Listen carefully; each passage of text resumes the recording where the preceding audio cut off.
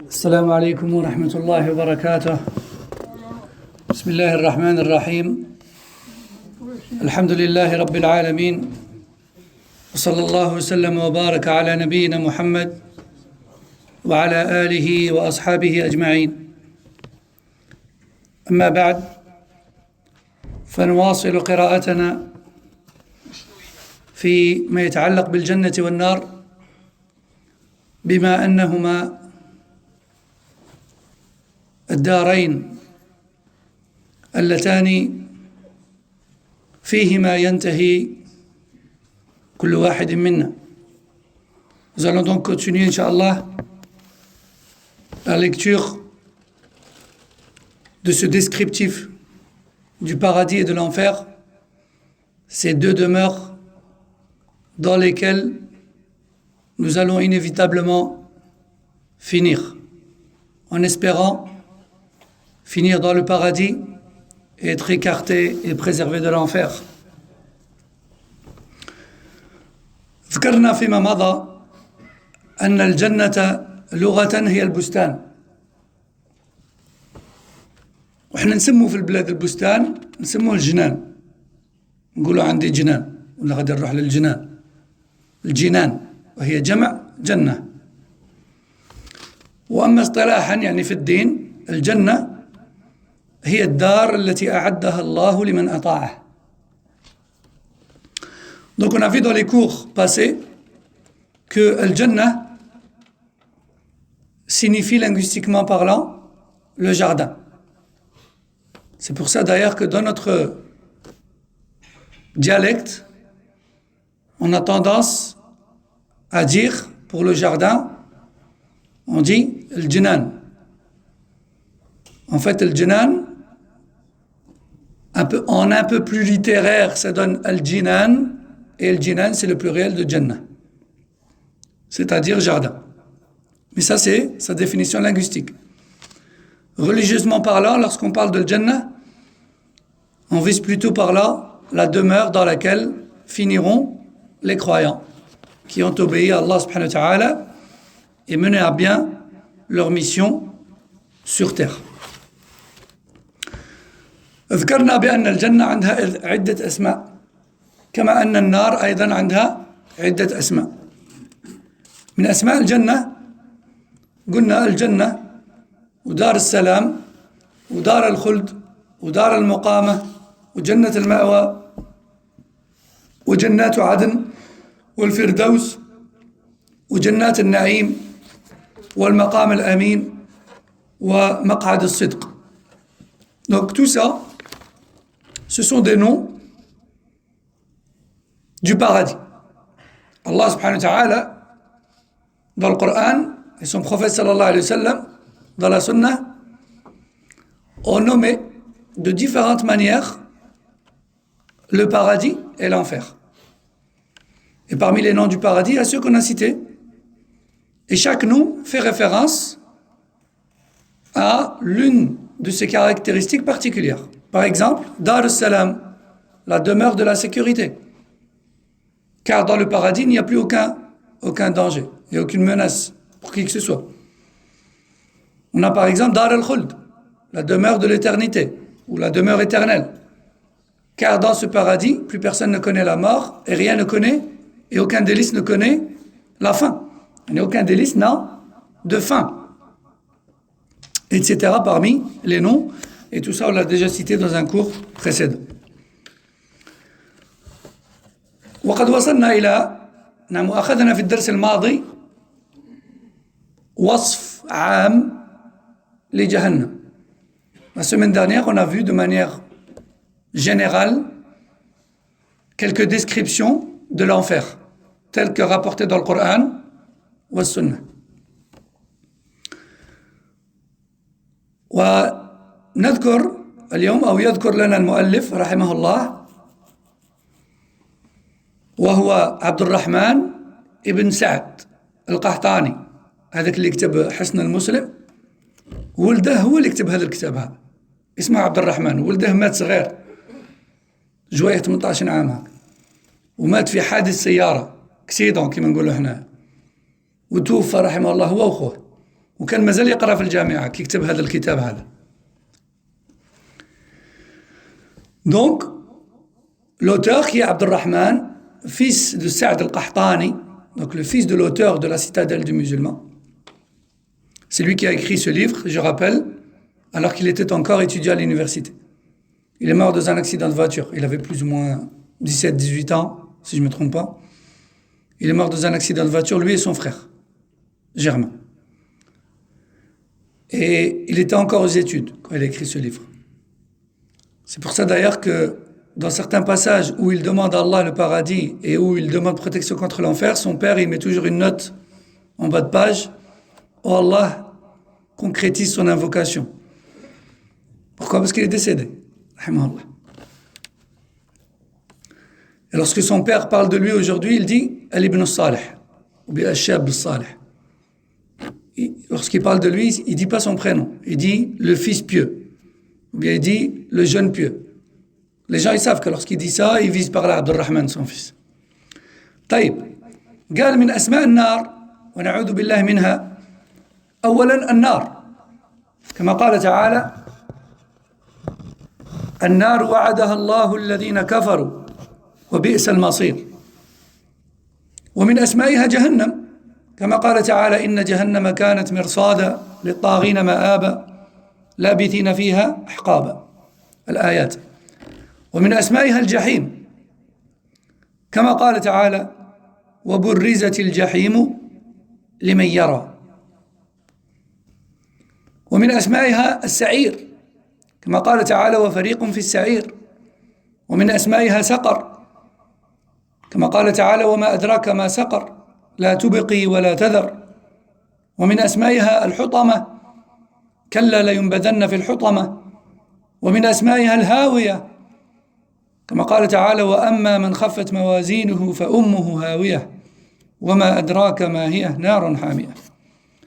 Donc tout ça, ce sont des noms parmi les noms de l'enfer. On a An-Nar, le feu, comme Allah a dit, ce qui a pour sens, le feu qu'Allah a promis à ceux qui n'ont pas cru, et quel mauvais devenir.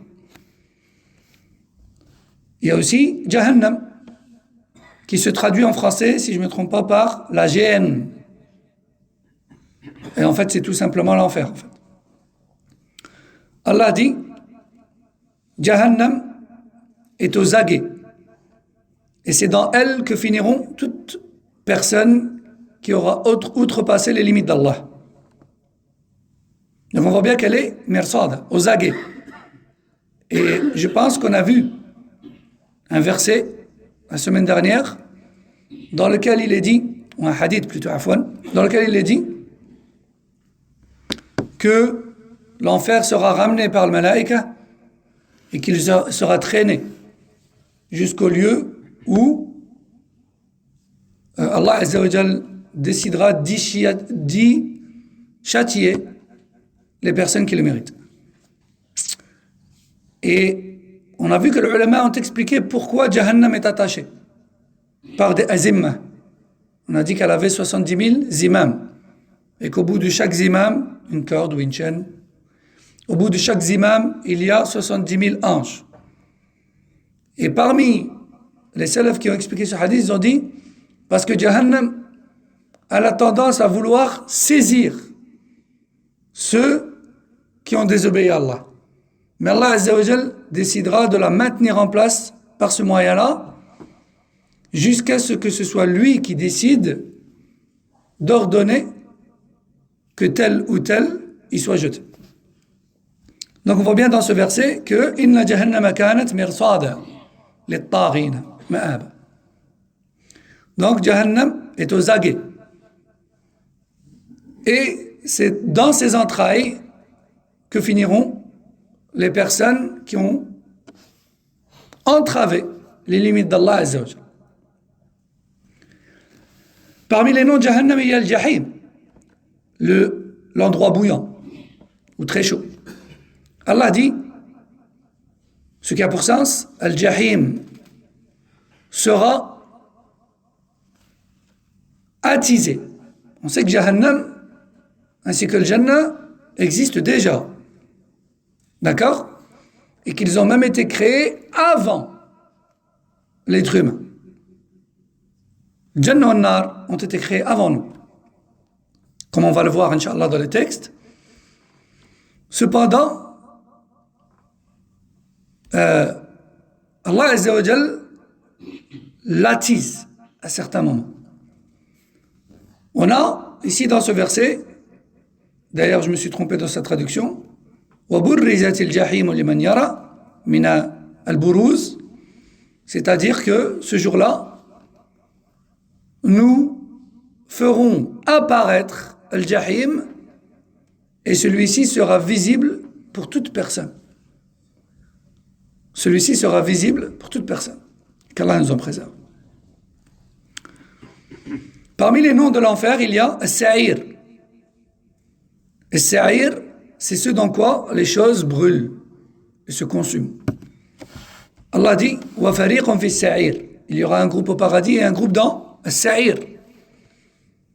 Parmi les noms de Jahannam, il y a Saqar. Allah dit dans Surat Al-Muddathir, et qui te dira ce qu'est Saqar? Celle-ci ne laissera rien sans le détruire. Parmi les noms de Jahannam, on a Al-Hutama, min Al-Hutam, qui signifie celle qui détruit toute chose. Celle qui détruit ou celui qui détruit toute chose. Allah dit ce qui a pour sens concernant Al-Kafir, Kalla la yumbadhanna fil Hutama. Là, pas le Kafir, mais plutôt. Oui, le Kafir qui est attaché au bien mondain et qui ne voit qu'à travers le dunya. Dans Surat Al-Humazah, celui qui ne fait qu'amasser les biens sans penser à aucun moment au but pour lequel Allah lui a donné un savoir de Allah d'Or et Jalla wa Ala. Allah dit celui-ci finira dans Al-Hutama.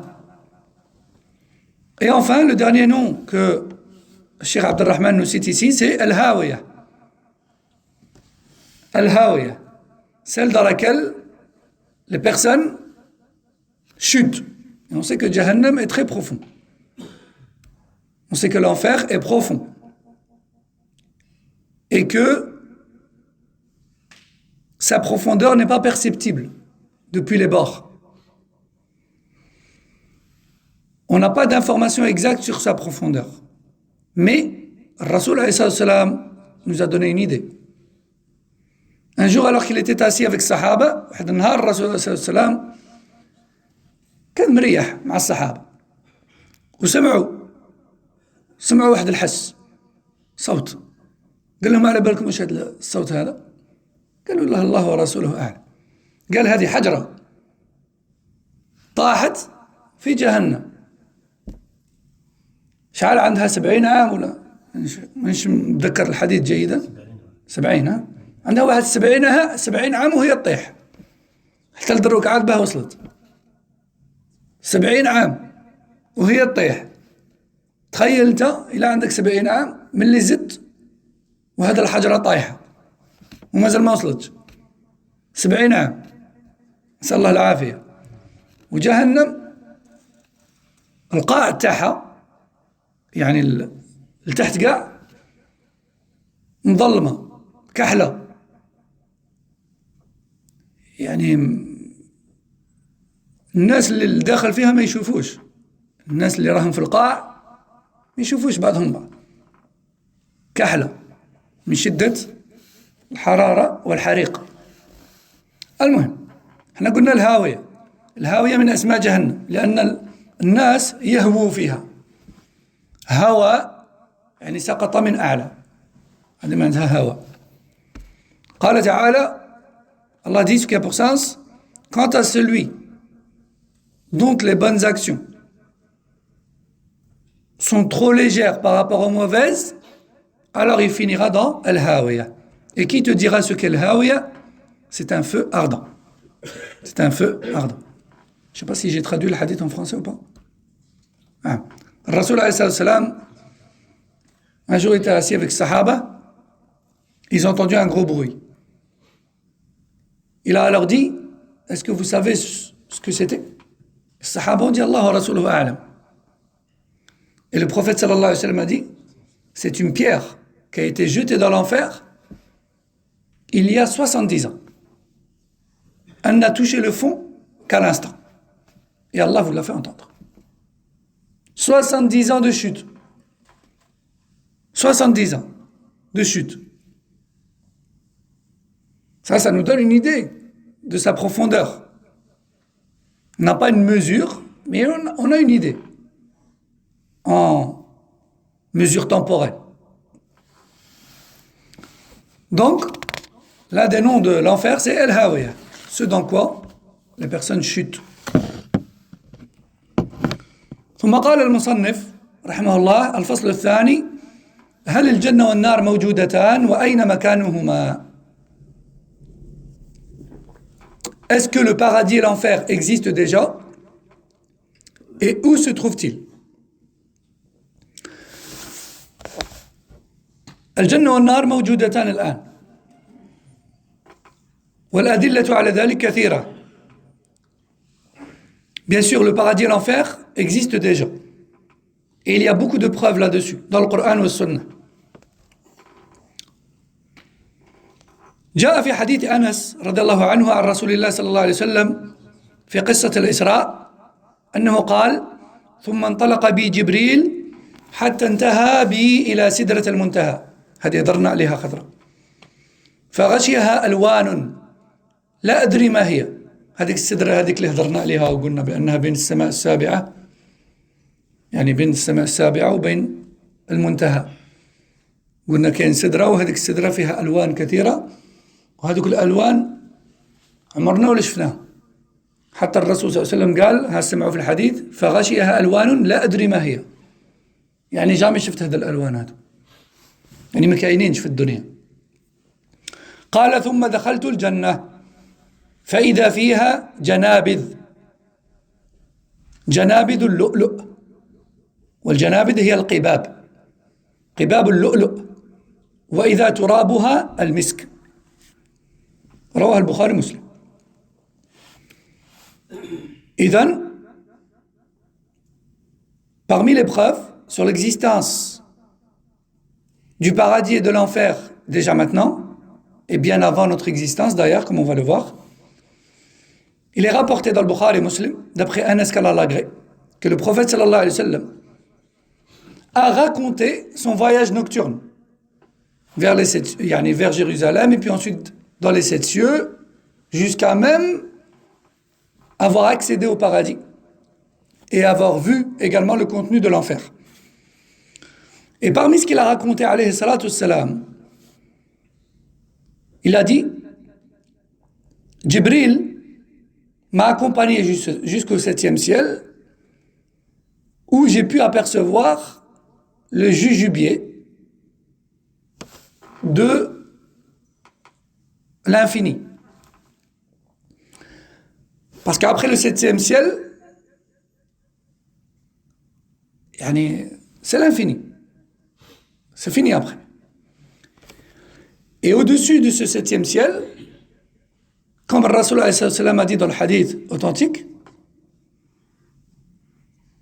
il a dit, sallallahu alayhi wa sallam, en parlant des 7 cieux, il a dit entre chaque ciel et le suivant, il y a 500 ans de distance.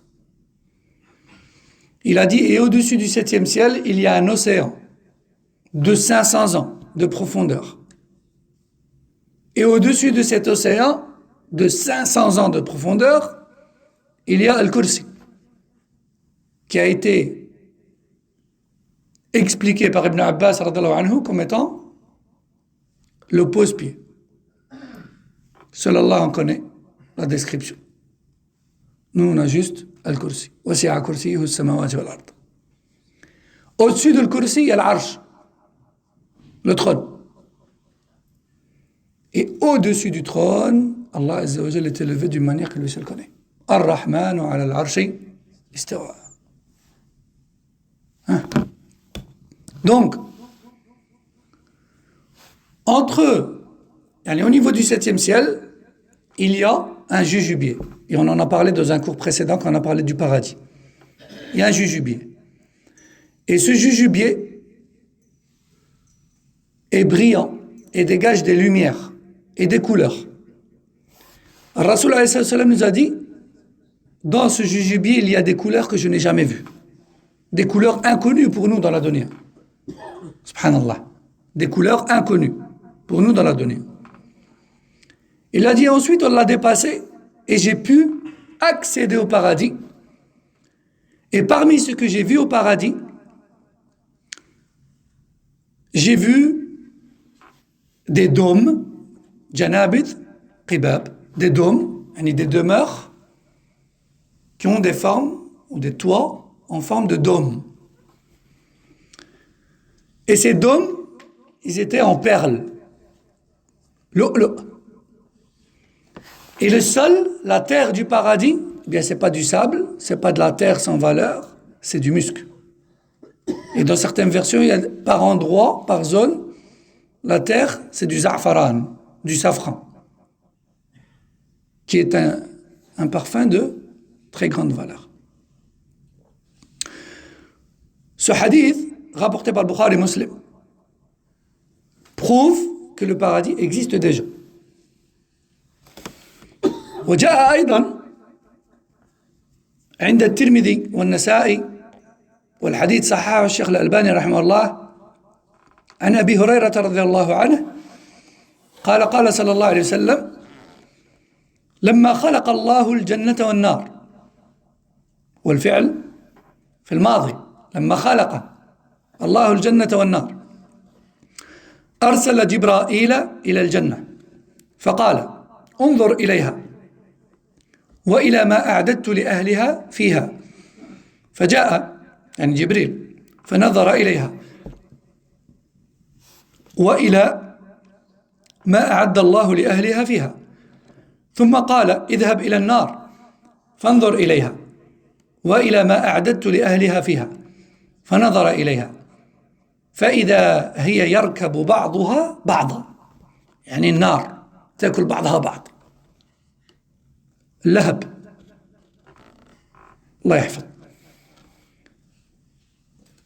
Parmi les preuves également, on a ce hadith d'Abu Huraira, rapporté par Tirmidhi al-Nasa'i et authentifié par Cheikh al-Albani, qu'Allah fasse miséricorde à tous, dans lequel le prophète sallallahu alayhi wa sallam a dit: lorsqu'Allah a créé le paradis et l'enfer, donc dans le passé, lorsqu'Allah a créé le paradis et l'enfer, il a appelé Jibril et lui a dit: va regarder, va jeter un œil, va voir le paradis que j'ai créé et va voir ce que j'ai préparé dedans pour mes serviteurs croyants.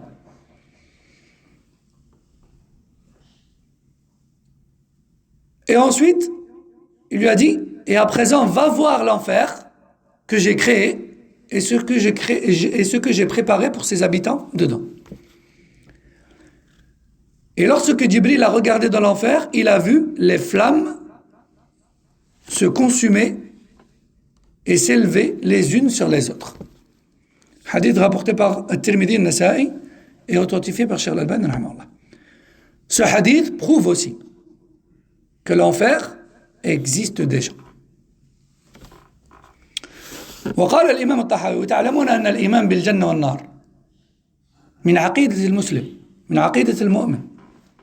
الإيمان بالجنة والنار داخل في الإيمان باليوم الآخر. وحنا قلنا في الدروس الماضية أنه ما كانش حاجة يؤمن بها المسلم إلا وهي داخلة في أحد أركان الإيمان الستة. والإيمان بالجنة والنار داخلة في الإيمان باليوم الآخر. On a dit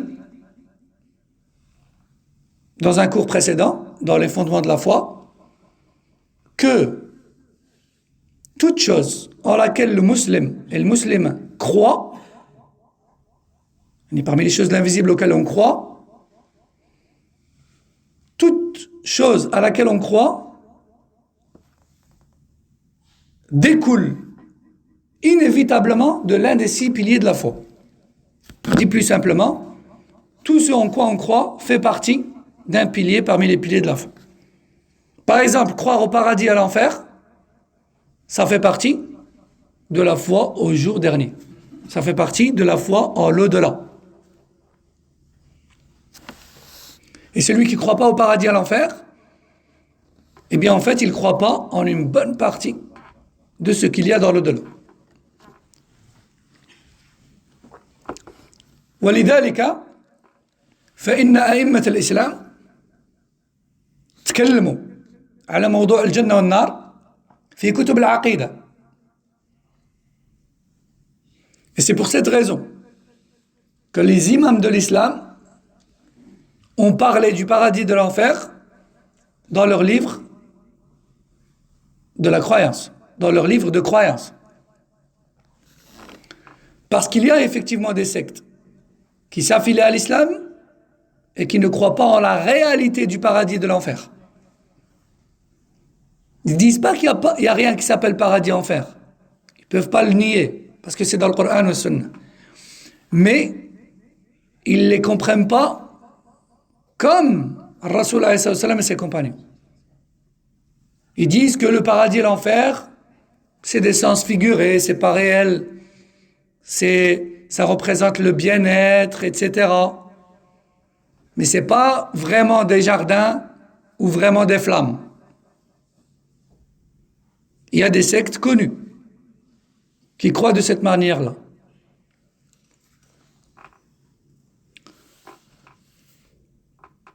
إذن ومن الأئمة الذين كتبوا في العقيدة الإمام الطحاوي رحمه الله، وهو حنفي المذهب في الفقه، لكن العقيدة عقيدة واحدة، عقيدة أهل السنة. قال رحمه الله: والجنة والنار مخلوقتان لا تفنيان أبدا ولا تبيدان، فإن الله خلق الجنة والنار قبل الخلق وخلق لهما أهلا، فمن شاء منهم إلى الجنة فضلا منه، ومن شاء منهم إلى النار عدلا منه. انتهى. إذن هذا كلام إمام من أئمة الإسلام، قال الجنة والنار خلقهم ربي في الماضي، ولا تفنيان أبدا يعني ما يطفاوش، ما يفناوش، يقعدوا دائما وأبدا. ولما خلق الله عز وجل الجنة والنار من بعد عاد خلق اللي يستاهلوا الجنة واللي يستاهلوا النار، واللي يدخل الجنة برحمة من الله وفضل، عليكم السلام ورحمة الله وبركاته، برحمة من الله وفضل، واللي يدخل النار بعدل من الله، بعدل من Allah. Donc l'un des imams de l'islam, ayant écrit dans le sujet de la croyance et ayant parlé particulièrement du paradis et de l'enfer, nous pouvons citer parmi eux l'imam al-Tahawi, rahimahullah. Il a dit dans son livre Al-Aqida al-Tahawiyya, le paradis et l'enfer sont deux créatures d'Allah déjà existantes. Elles ne s'éteignent pas et ne s'éteindront jamais. Allah a créé le paradis et l'enfer avant les créatures, avant le reste des créatures. Et c'est seulement par la suite qu'il a créé leurs habitants, ceux qui méritent l'un ou l'autre.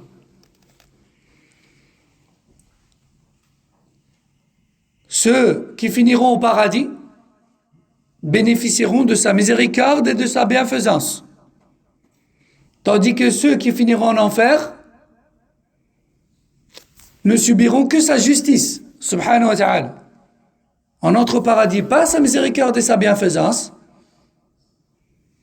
et on entre en enfer de par sa justice, subhanahu wa ta'ala.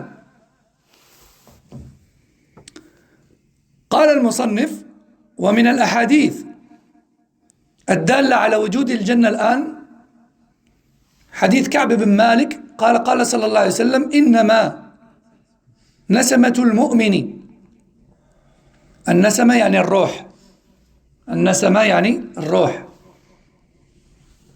إنما نسمة المؤمن يعني المؤمن كي يموت النسمة تاعه يعني الروح تاعه طائر طائر يعني زوج طائر يعلق في شجر الجنة طائر يعلق يعني يتعلق في شجر الجنة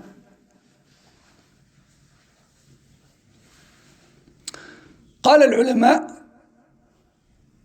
إما أن الروح هذه تتشكل وتولي طائر بلا ماء يوم القيامة وإما أن هذا الروح هذه الله سبحانه وتعالى يدخلها الداخل في الطائر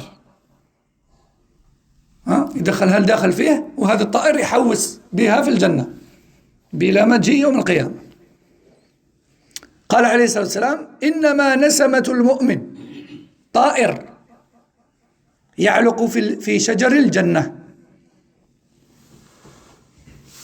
يعني يأكل ويرعى في الجنة وذلك مدة البرزخ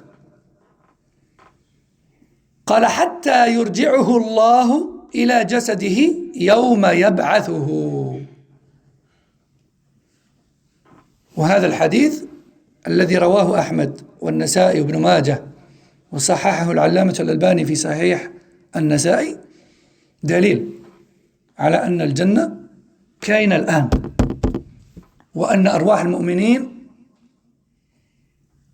في بعض الأحيان يكونوا في بعض الطيور في الجنة تعلق في شجر الجنة يعني ترعى وتأكل في شجر الجنة وهذا من عقيدة المسلم وهو حديث صحيح نسأل الله أن نكون منهم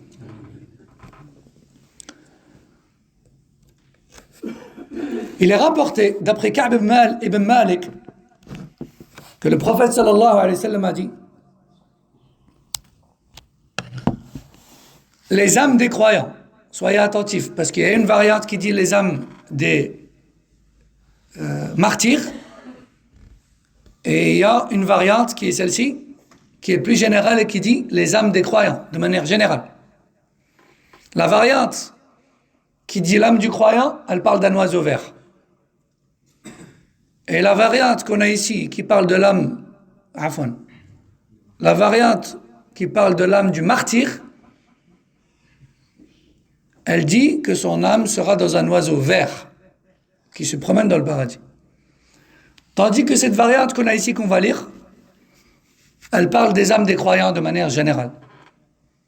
Et elle ne cite pas la couleur de l'oiseau. Allahu a'lam. Donc, le prophète sallallahu alayhi wa sallam a dit l'âme du croyant sera dans un oiseau qui se promènera dans les arbres du paradis et s'en nourrira. Et ce, jusqu'à ce que l'heure ne survienne et qu'Allah ne la remette dans son corps. Hadith rapporté par Ahmed, Al-Nasa'i et Ibn Majah et authentifié par Cheikh Al-Albani rahimahullah. Certains savants ont expliqué, ou plutôt ont dit, ou ont interprété que l'âme sera transformée en oiseau. Tandis que d'autres ont dit non, son âme sera à l'intérieur d'oiseaux qui se promèneront dans le paradis. Et ce jusqu'à la fin des temps. Wallahu a'lam. Ce hadith prouve aussi que le paradis existe déjà. Puisque les croyants meurent depuis l'époque de Adam, alayhi salam. Et la fin des temps n'est pas encore là. Donc le paradis existe déjà. L'auteur ici est en train de nous prouver, sur base du Coran ou du Sunna, que le paradis et l'enfer existent déjà. فائدة جاء في حديث ابن عمر رضي الله عنهما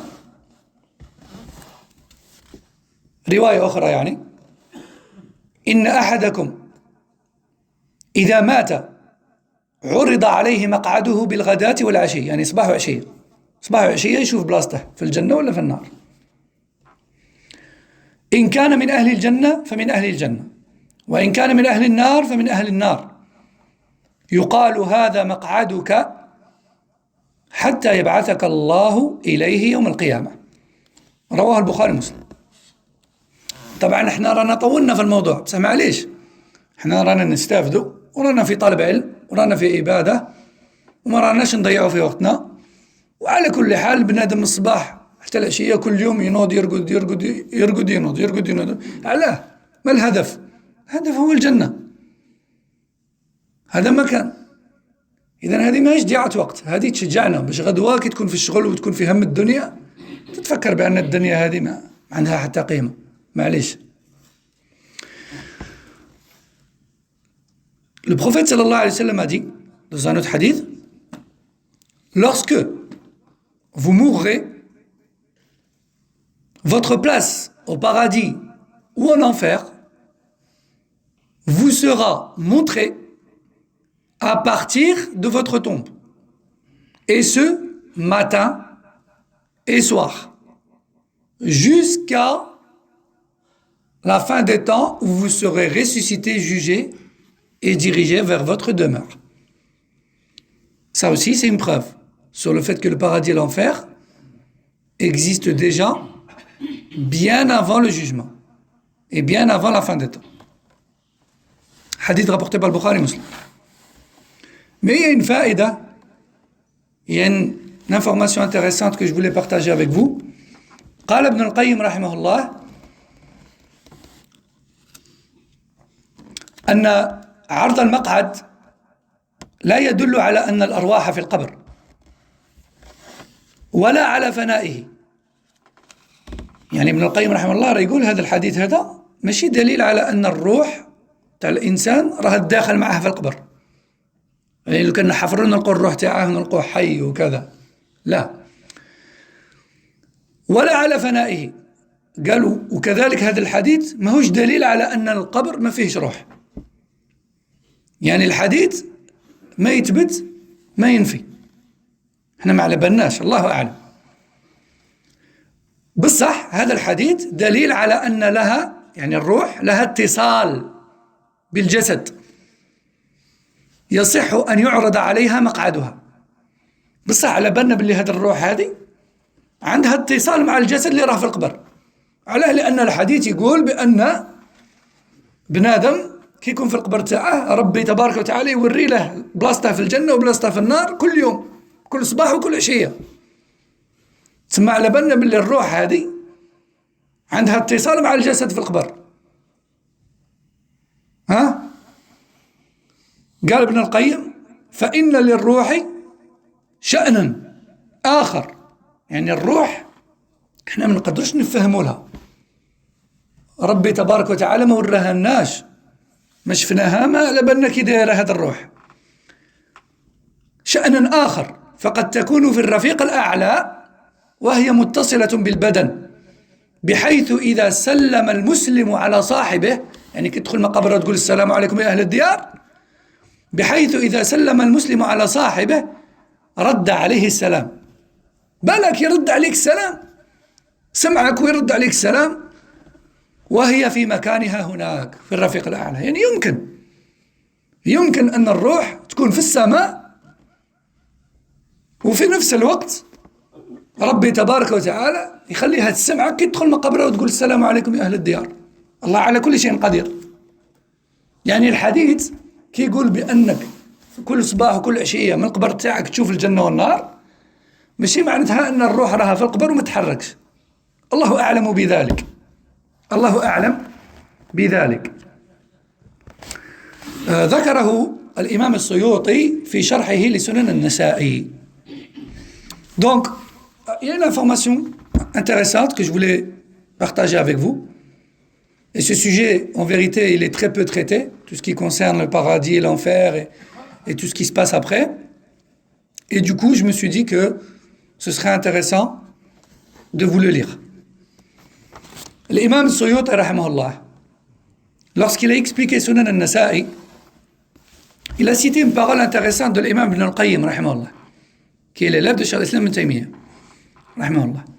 Ibn al-Qayyim dit, ce hadith, dans lequel le prophète sallallahu alayhi wa sallam nous dit que tous les matins et tous les soirs, nous verrons notre place au paradis et en enfer à partir de notre tombe, ce hadith ne prouve ni la présence permanente de notre âme dans notre corps, dans notre tombe, ni son absence en permanence dans notre corps, dans notre tombe.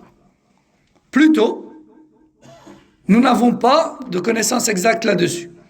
Et Allah Azza wa Jal peut très bien garder notre âme dans les cieux, dans le paradis, si on meurt croyant, dans les cieux, dans le paradis, et lui donner en même temps la capacité de voir ce qui se passe dans sa tombe et de voir cette fenêtre qui donne sur le paradis ou l'enfer. Et peut-être même, nous dit Ibn al-Qayyim, d'entendre « Assalamu alaykum » de celui qui rend visite au cimetière et qui salue les morts. Et peut-être même qu'Allah lui donnerait la capacité de répondre à ton salam. Tout est possible. L'imam Ibn al-Qayyim, rahimahullah, en quelque sorte, il essaye de nous expliquer qu'on ne doit pas faire des déductions logiques à partir de textes. Hein? Tu ne dois pas te dire « Ah, mais il y a une contradiction. Le hadith, il dit que tous les matins et tous les soirs, on voit à partir de la tombe notre place. Et un autre hadith, il dit on est dans le paradis dans un oiseau. » Il y a une contradiction. Non, il n'y a pas de contradiction.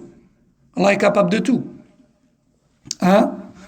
On ne doit pas faire de déduction. Aussi, dans un autre hadith, comme vous savez, le prophète sallallahu alayhi wa sallam a dit lorsque la personne est enterrée, elle entend les pas des gens qui partent après son enterrement.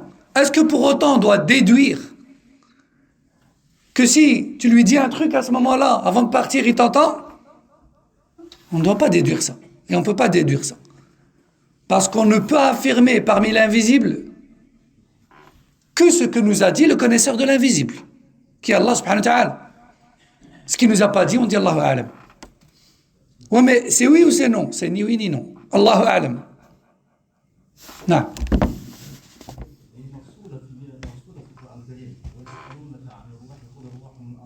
نعم نعم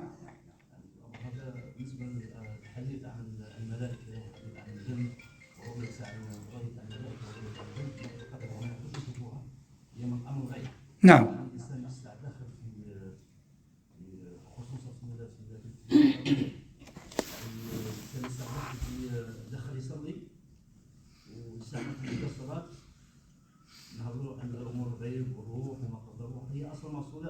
الانسان مؤمن الايمان العلماء المسلمين ما همش عارفين حتى الانبياء اكيد وما اوتيتم من العلم الا قليلا اكيد امور الغيب نؤمن بالقدر خيره وشره كالايمان نعم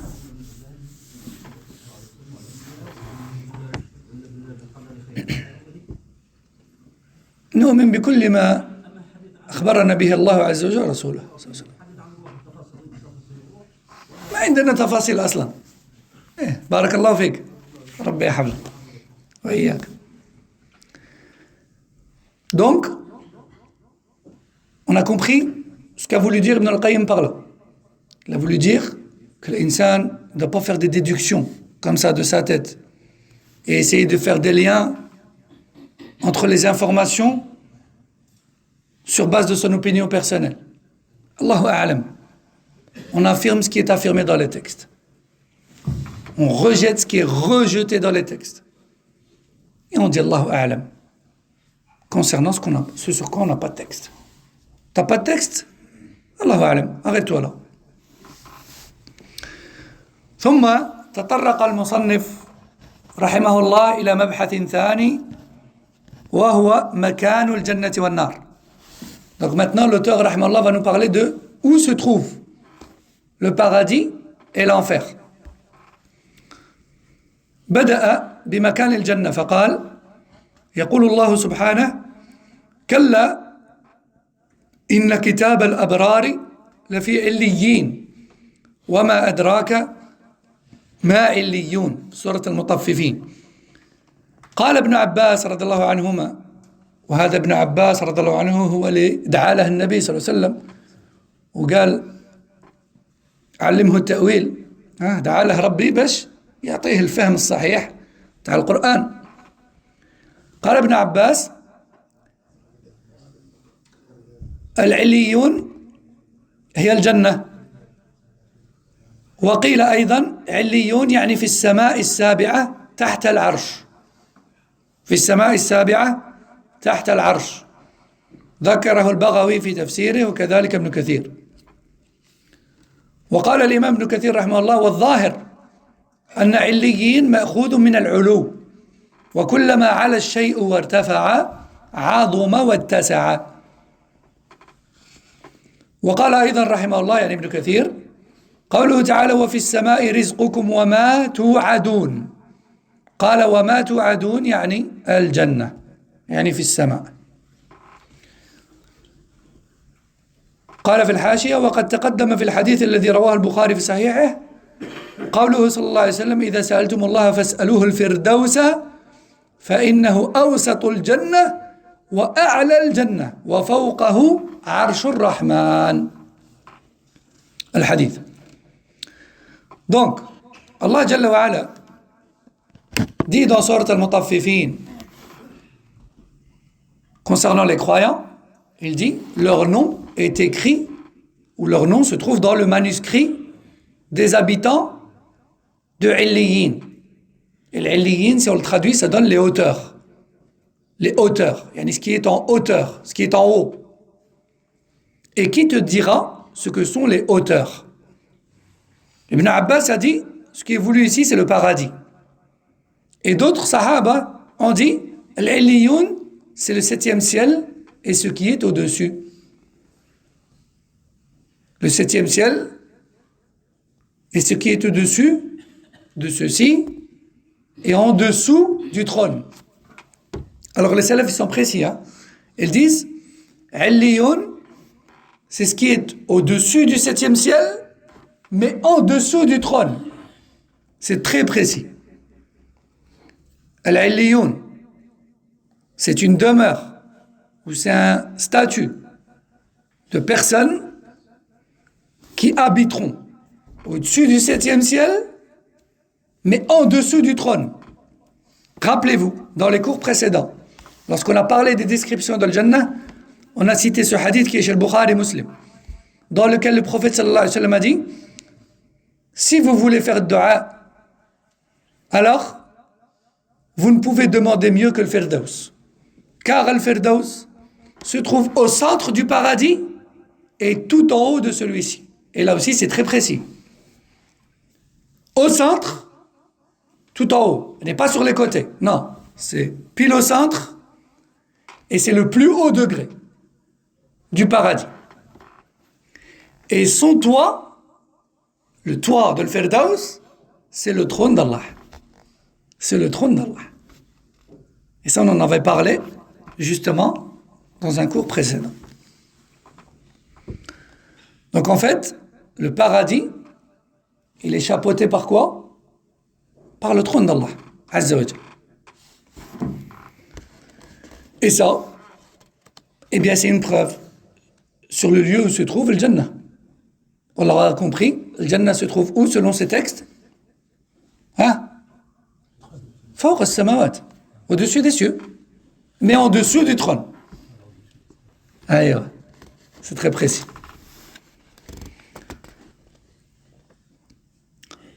L'imam Ibn Kathir, rahimahullah, a commenté également le verset qui a pour sens. Et écoutez bien, le verset aussi il est très précis. Dans les cieux se trouve votre subsistance ainsi que ce que je vous ai promis.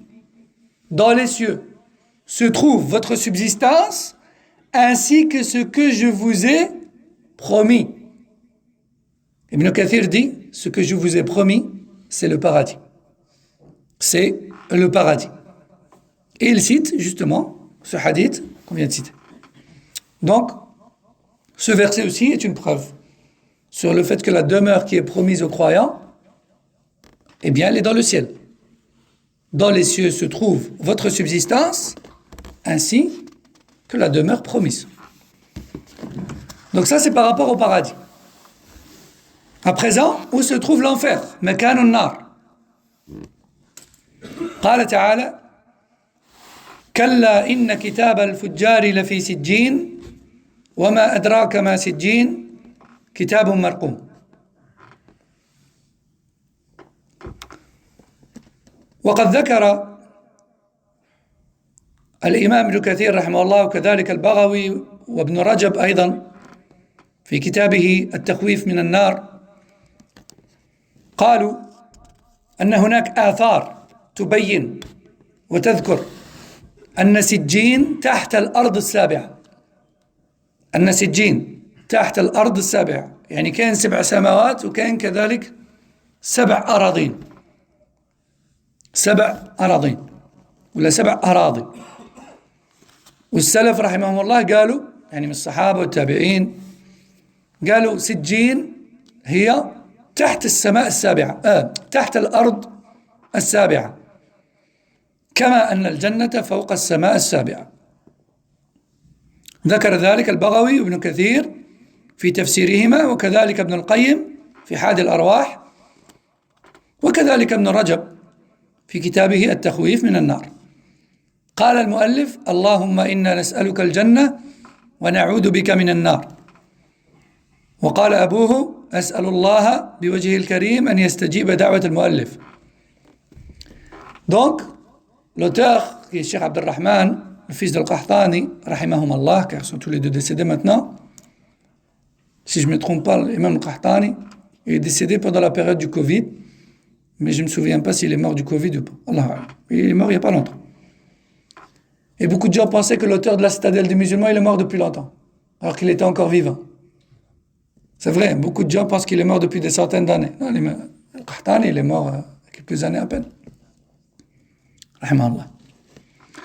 Donc, son fils nous dit, l'enfer se trouve, selon les textes, dans les profondeurs, sous la 7e terre. Sous la 7e terre. Allah dit dans Surat Al-Mutaffifin toujours,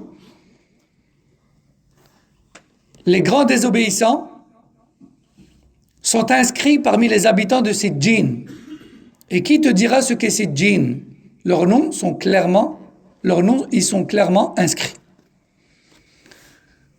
Et les salafs, comme rapporté par Ibn Kathir, Al-Baghawi, ainsi qu'Ibn Rajab, dans leurs livres, disaient clairement que ces djinns, c'est un lieu de souffrance qui se trouve sous la 7e terre, ou sous la 7e couche terrestre. D'ailleurs, les salafs ont dit, rahimahumullah, que tout comme il y a 7 cieux, il y a également 7 terres, comme c'est cité clairement dans le Coran ou le Sunna. En revanche, ils ont divergé sur la terre. Est-ce que ce sont 7 couches ou est-ce que ce sont 7 globes? Mais dans certains textes, comme celui-ci, on a tendance plutôt à comprendre que ce sont des couches. Wallahu a'lam. Donc les salafs ont dit, ces djinns se trouvent sous la 7e terre, de même que le paradis se trouve au-dessus du 7e ciel. L'auteur, qui est Abdelrahman, a dit, je demande à Allah le paradis et la protection contre l'enfer, et son père, en bas de page, dit, oh Allah, je demande à Allah, de par son visage, qu'il exauce l'invocation de l'auteur. هذا الباب الأول قد انتهى وننتقل إلى الباب الثاني وهو نعيم الجنة وعذاب أو نعيم أهل الجنة وعذاب أهل النار.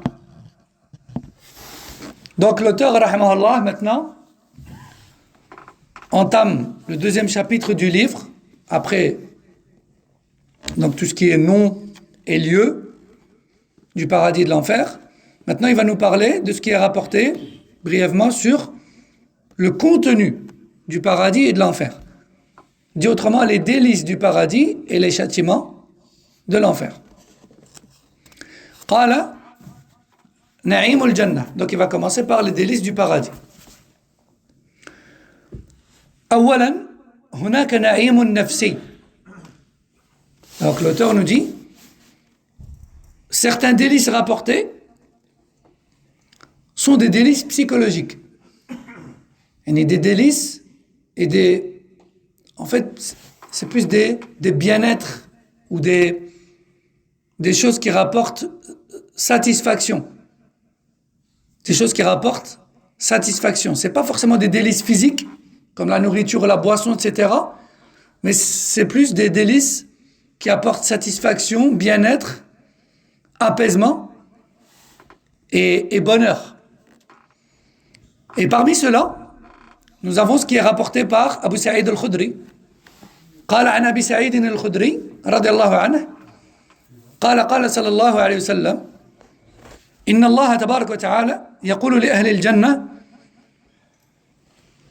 يا أهل الجنة فيقولون لبيك ربنا وسعديك والخير في يديك فيقول هل رضيتم فيقولون وما لنا لا نرضى يا رب وقد أعطيتنا ما لم تعطي أحدا من خلقك فيقول ألا أعطيكم أفضل من ذلك فيقولون وأي شيء أفضل من ذلك فيقول أحل عليكم رضواني فلا أسخط عليكم بعده أبدا متفق عليه. Donc le premier délice à sens figuré ou bien le premier délice psychologique comme le nomme l'auteur, c'est celui qui est rapporté dans ce hadith, dans lequel le prophète sallam dit, lorsque les gens du paradis y entreront tous, Allah leur dira, ô vous les gens du paradis. Et les gens diront, nous répondons à ton appel, ô Seigneur, et tout le bien se trouve dans tes mains. Et c'est une manière de répondre à un appel, c'est une manière respectueuse de répondre à l'appel. Et Allah leur dira, êtes-vous contents de ce que vous avez reçu? Et les gens du paradis diront, et pourquoi nous ne le serions donc pas? Tu nous as donné ce que tu n'as donné à personne d'autre. Et Allah dira, voulez-vous mieux encore? Plus encore? Et les gens du paradis diront, qu'y a-t-il de plus que ce que nous avons déjà reçu? Et c'est là qu'Allah leur dira, à partir d'aujourd'hui, je vous donnerai tout mon agrément. Et plus jamais je ne me mettrai en colère contre vous. Allahu Akbar. Hadith rapporté par Bukhari Muslim. قال أبو المصنف بوه يعني قال ومن النعيم النفسي ما جاء في حديث أبي سعيد أيضا أنه يجاء بالموت يوم القيامة كأنه كبش أملح يعني كبش سمين كما نقولوا احنا لا باس به يعني. يجاء بكبش أو يجاء بالموت عفوا يوم القيامة كأنه كبش أملح والله على كل شيء قدير. الله سبحانه وتعالى غادي يدير الموت يجعلها على شكل أو على صورة كبش والله على كل شيء قدير سبحانه وتعالى. ربنا تبارك وتعالى يفعل ما يشاء ويحكم ما يريد وكل ما جاء في النص الصحيح نؤمن به. قال كأنه كبش أملح فيوقف بين الجنة والنار.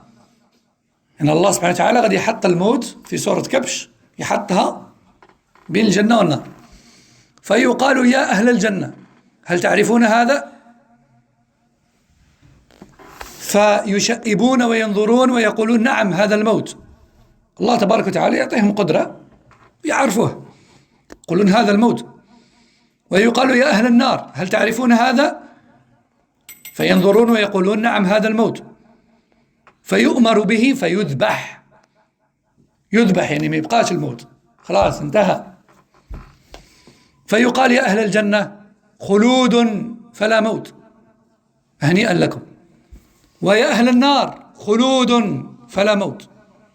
رواه مسلم وجاء في رواية أخرى فيزداد أهل الجنة فرحا إلى فرحهم ويزداد أهل النار حزنا إلى حزنهم، نسأل الله العافية. رواه مسلم. نخلوا الأخ يأذن ربما تأذن ولا نديرو كيما مداري؟ طيب بعد بضعة دقائق وش هكا نأذنوا ونصلوا مباشرة باش نكملوا. Dans un autre hadith, nous dit le père de l'auteur cette fois-ci, qui est le Cheikh Al-Qahtani, il nous dit d'autres hadiths stipulent des délices satisfaisants et psychologiques. Comme le hadith d'Abu Sa'id al-Khudri aussi. On voit qu'Abu Sa'id al-Khudri rapportait beaucoup de hadiths sur le paradis, radallahu anhu. Il dit, le prophète sallallahu alayhi wa sallam a dit, dans l'au-delà, lorsque les gens du paradis y entreront tous, et les gens de l'enfer y entreront tous, Allah Azza wa Jal transformera la mort en un mouton corpulent. Yani Allah subhanahu wa ta'ala est capable de tout. Et Allah Azza wa Jal donnera à la mort une apparence de bélier.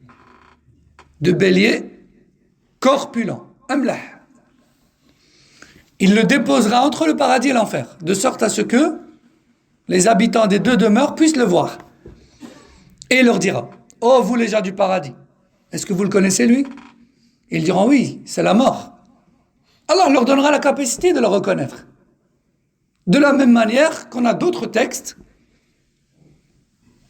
qui semblent, pour ceux qui n'ont pas la foi, comme étant inconcevables, mais en tant que musulmans, on y croit. Tout ce qui est dans le Coran ou le Sunna, on y croit. On sait par exemple que le faux Messie qui fera son apparition à la fin des temps trompera la majorité des êtres humains, sauf les croyants.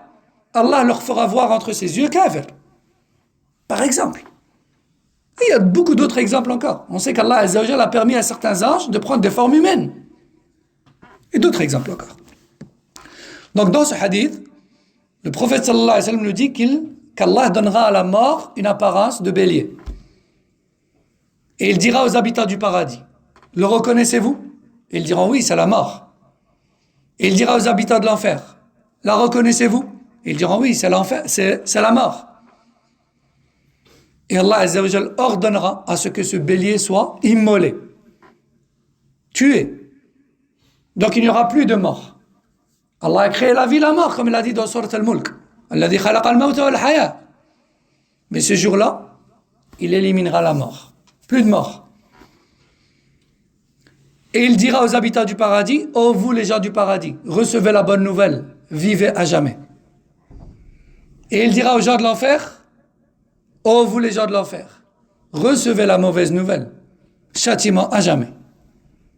Dans une autre variante, il est dit, les gens du paradis auront encore plus de joie qu'ils n'en avaient déjà. Et les gens de l'enfer auront encore plus de tristesse qu'ils en avaient déjà. قال تعالى في كتابه الكريم للذين أحسنوا الحسنى يعني الجنة وزيادة. قال بعض الصحابة الزيادة هي النظر إلى وجه الله الكريم. قال في الحسنى الجنة والزيادة النظر إلى وجه الله الكريم. وهذا أيضا من النعيم النفسي. وجاء أيضا في الحديث أن الله جل وعلا يكشف الحجاب فيرى أهل الجنة وجهه وعليكم السلام فما أعطوا شيئا أحب إليهم من النظر إلى ربه نسأل الله أن نكون منه. وهذا الحديث صحيح رواه مسلم وهو ثاني أصح الكتب بعد القرآن الكريم.